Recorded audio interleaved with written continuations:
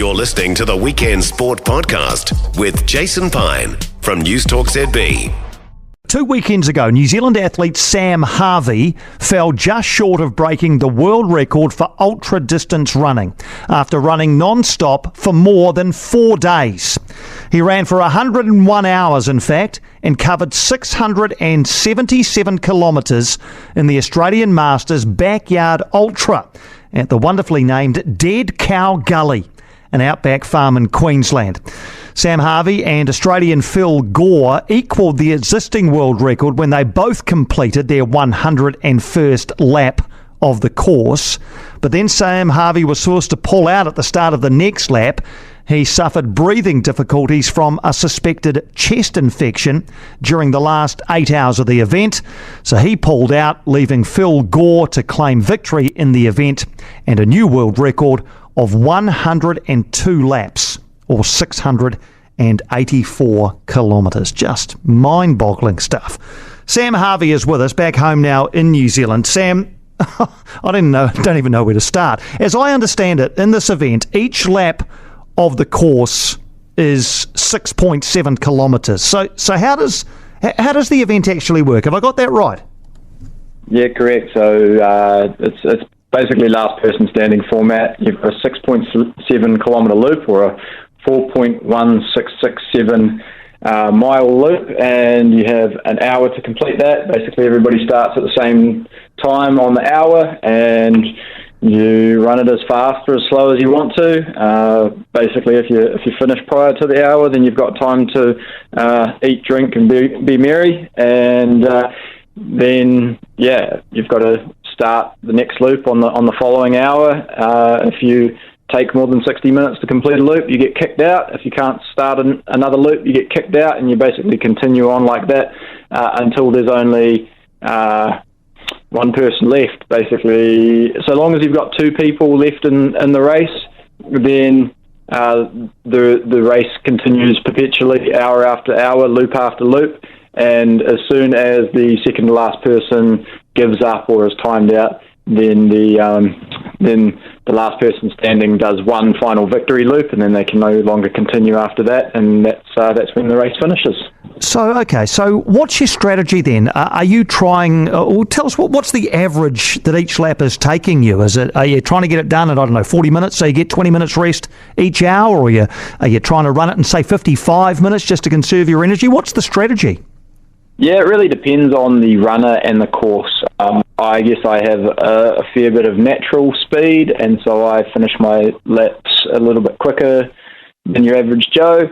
But at the same time, I'm trying to pace myself because I'm going to be there for the best part of a week, and I want to hold my body for the longevity. So, I quite often come out the gate with a hot lap just to say I'm here and I mean business, and I think my hot lap last week set the course record with 26 minutes on the clock, and then I settle into pace, and that might look like kind of 45-ish minutes per loop.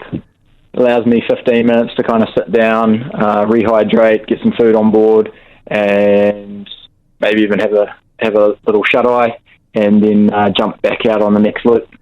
Yeah, I was going to ask about sleep. If let's say it's a 45-minute lap, and you're there, you get a bit of food on board, bit of water, can you get your eyes shut for, 5, 7, 10 minutes? Can you do that? Yeah, absolutely. Especially when you're extremely sleep deprived, your body will pretty quickly attempt to get whatever sleep it can. So you close your eyes, and it might take a few minutes to get to sleep, or you might be asleep as soon as your head touches the pillow, and then that's where having a good team comes on board. They know when to wake you up and kind of get your brain working again, so you can get out on to the next loop and you're not too much of a zombie. What about the conditions, Sam? How hot does it get at the hottest part of the day, and how cold does it get overnight? Yeah, so this particular race, we're out in the outback, so it was hot during the day, but not humid. So, yeah, generally on the day loops of these things, in New Zealand at least, because of the humidity, I'll quite often run topless, where I only did 1 or 2 hours in this race without the top on. For the most part, I actually had a T-shirt or whatever on the top, and that was just to protect from the sun. So yeah, it was warm and nice during the day, and then it was freezing bloody cold during the night, like sub-zero temperatures. So you're running for, well, I mean, it's the middle of winter now here in New Zealand / Australia. So yeah, running through the night, it was long, cold, and lonely. How many competitors were there at the start? I can't remember properly off the top of my head. I want to say somewhere about 120 mark for this particular event. Amazing. All right. And they dropped off one by one, as you say. When going into it, Sam, were you was the 101, the new world record, was that in your sights? Was that the goal? Oh, absolutely. Yeah, no, I made no secret about the fact that I was intending to go out there and smash the world record, much to many people's dismay, because I'd never even run half that distance before, but I knew I had it in me. So yeah, I was there to do business, and that's what I did come down to it. You're joking? So you'd never run you'd never run sort of 400k before? No, the most I'd done is 308 kilometres at the national championship last year. And so you had to tell your body and your mind that you were going to run, 670 odd K. How do you do that? You just do, man. You just make a decision and follow through. Amazing. What is the attraction for you?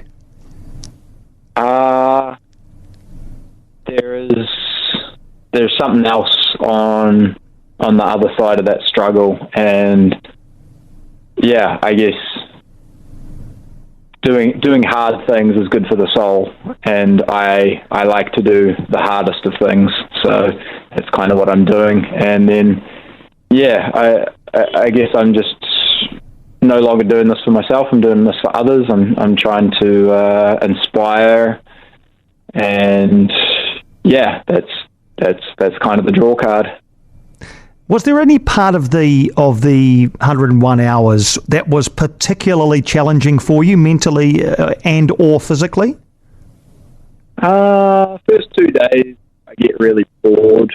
After a couple of hours, I'm just like, oh well, got a heck of a lot of work ahead of us, and that's when my brain goes into weak mode and says, tries to look for easy outs, like trying to find little injuries that may be show stopping, and then focuses on them. And then I mean, we were only 2 hours away from a nice sandy beach, and I was thinking, well, if I pull out now, we can go have a holiday. And so that's the weakness that I experienced in the first couple of days. And then probably in the last kind of 10 hours or so,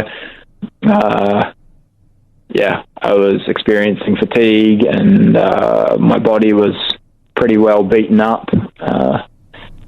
Those were the harder parts of the race.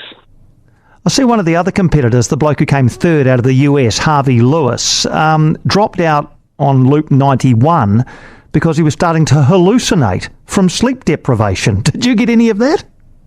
Yeah, I'm pretty well controlled on that front. I lean away from the hallucination type deal. I try and stay in charge of my brain throughout. I think Harvey was maybe a little bit malnourished, and he let himself get cold a wee bit.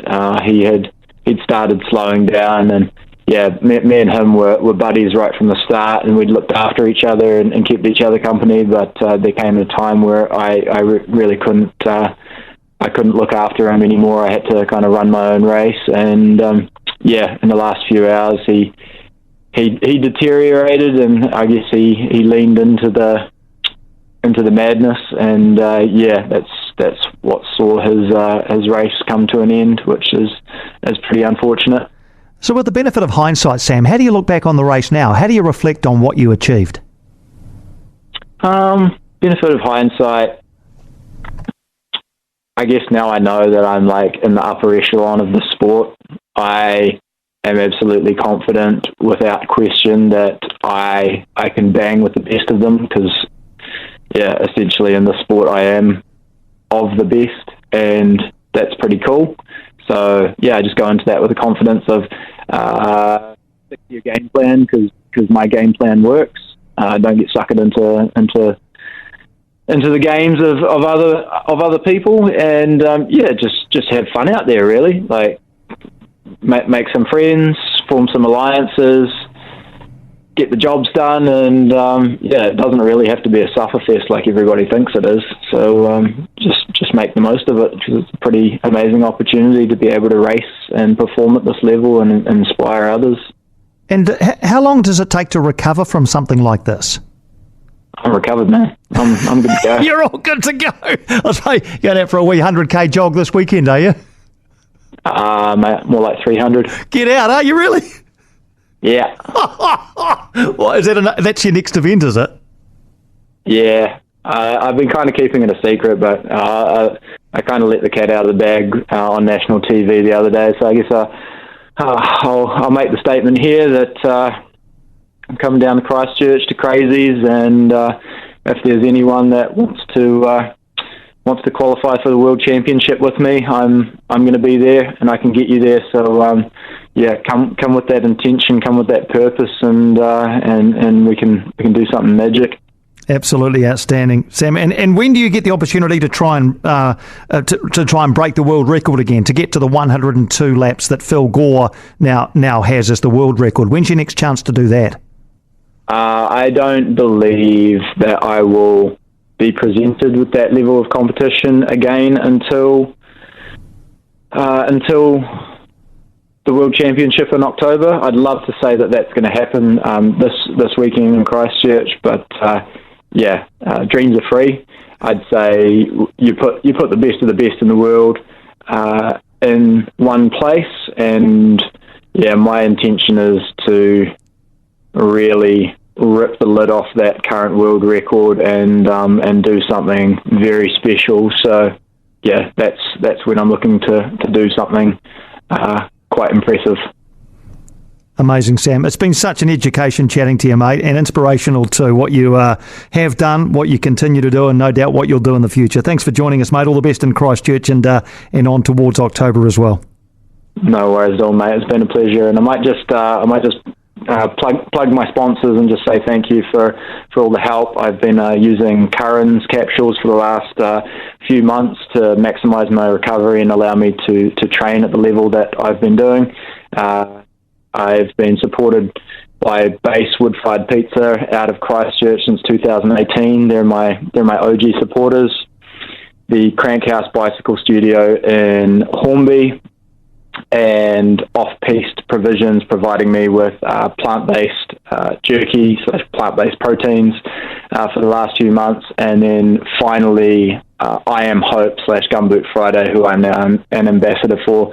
All those guys have been extremely supportive of me on my journey towards the world record, and again on the way to becoming the world champion later this year. Outstanding. And you've got a Give a Little page set up where you are raising money for I Am Hope, a wonderful charity, and a great thing to be involved in. Sam, again, great to chat to you, mate. All the best for what lies ahead.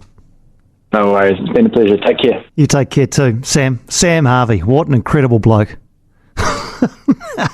What an absolute rooster. Man, just crazy. 101 hours he ran for, 677k, not quite enough.